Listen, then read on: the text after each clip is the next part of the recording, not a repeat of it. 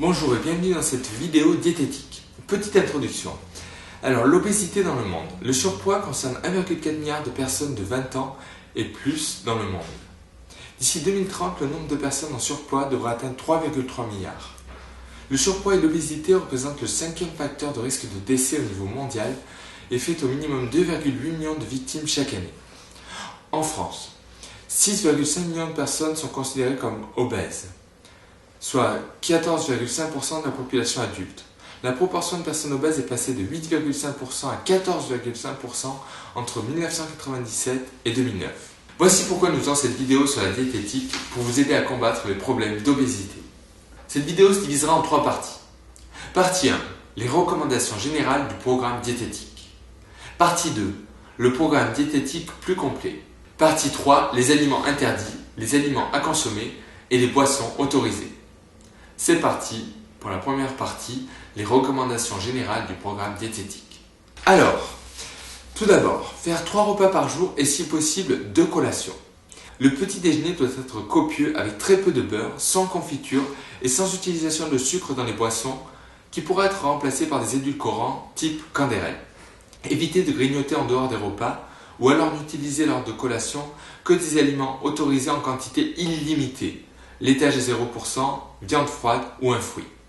Mangez peu salé. Boire à volonté les boissons permises en dehors des repas, eau, thé non sucré.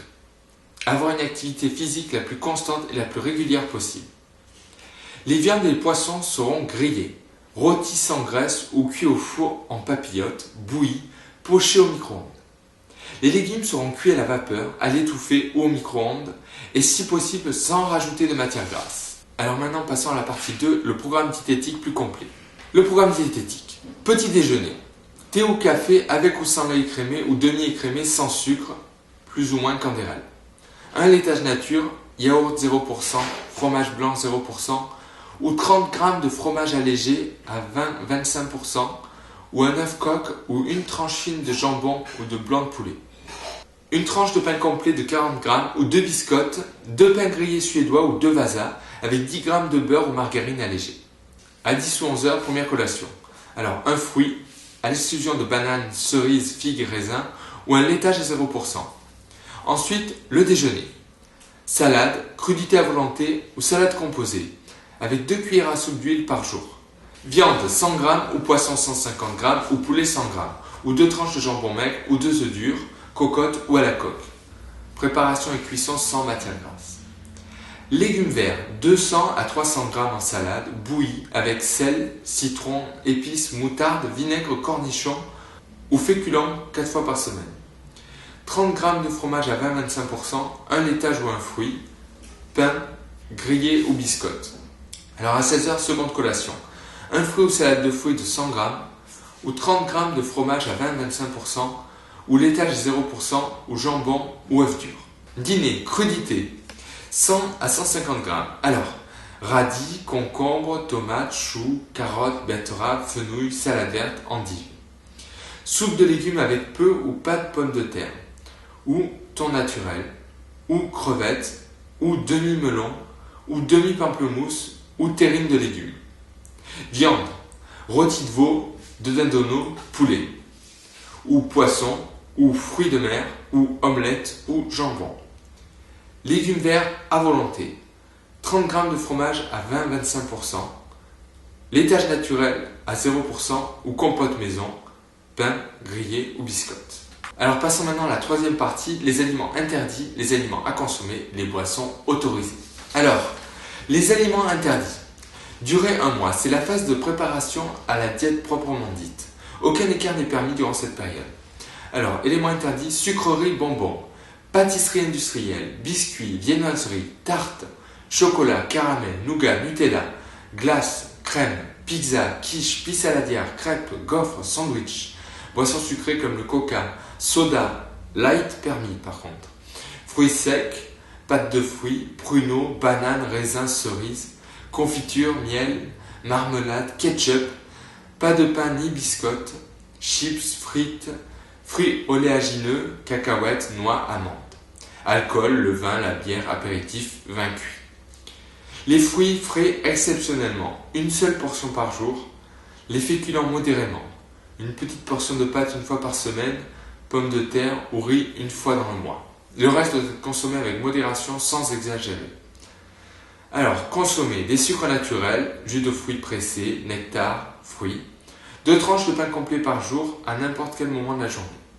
Les boissons, boire abondamment, 2 litres d'eau par jour, eau de source de préférence, café léger, thé léger, infusion sans sucre ou soupe.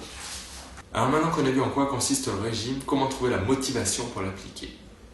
Alors, maigrir est difficile car on se prive d'énergie pour perdre du poids. On est donc plus sensible au stress et à la fatigue et on se démotive très facilement. Pourtant, certaines personnes arrivent à surmonter ce problème et à maigrir. Lorsque l'on est stressé ou fatigué, la motivation s'épuise très rapidement. Après une journée bien chargée, le soir est généralement le moment où l'on est le moins discipliné. Pour rester motivé et maigrir, la première étape est donc d'utiliser sa motivation de manière raisonnable. Il est inutile par exemple de changer toute votre alimentation ou votre rythme sportif du jour au lendemain. Cela épuiserait vos réserves de motivation bien trop rapidement. Votre corps est le reflet de vos habitudes. Si vous avez pour habitude de changer votre comportement pour maigrir, alors vous n'avez aucun souci à vous faire. Ne culpabilisez pas et profitez de votre écart. Vous avez envie de maigrir, vous avez peur de manquer de motivation. Avant même de commencer un régime ou de changer quoi que ce soit dans vos habitudes alimentaires, interrogez-vous sur les raisons pour lesquelles vous voulez maigrir, car cela sera déterminant par la suite. Ce qu'il convient de définir est: est-ce que vous souhaitez maigrir pour vous-même, pour vous sentir plus à l'aise, plus en forme, ou bien simplement à cause du regard gênant qui peut parfois provenir des autres?